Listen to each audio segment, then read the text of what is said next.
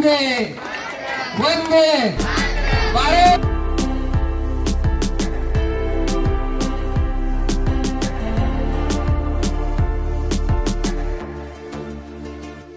झेंडावंदनाचा कार्यक्रम छानरित्या पार पडल्यानंतर इथे सगळेजण जमलेले आहेत अल्पोपहारासाठी आणि अल्पोपहार झाल्यानंतर सुरू होणार आहे तो विविध गुणदर्शनाचा कार्यक्रम, जो की स्वातंत्र्य दिनानिमित्त ठेवलेला होता।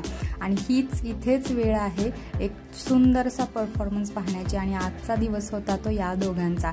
या दोघांनी आले आणि जिंकून घेतली सर्वांची मने। खूप सुंदर असा परफॉर्मन्स या दोघांनी सुरू केलेला होता। आता इथं कॉपीराइट इश्यूमुळे मी सॉन्ग दाखवू शकत नाही आणि डान्सही दाखवू शकत नाही, पण डान्स इतका सुंदर झाला होता की जवळजवळ सर्वांनी या इंद्रनीलची भेट घेतली होती, चॉकलेट दिले होते, त्याला खूप कौतुक केलं होतं त्याचं, कारण त्याने खरंच स्टेप न विसरता खूप छान परफॉर्मन्स केला होता। आणि बाकी मुलांचे परफॉर्मन्सेस होईपर्यंत त्याने मला पार्किंग भर पळवलं होतं। तो एका ठिकाणी थांबायला काही तयार नव्हता।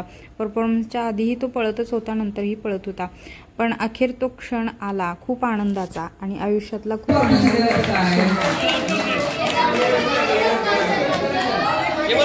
ध्रुवा उचलून घे ना वळा, त्याला उचलून घे, तर नाहीच थांबतच नाहीये तो।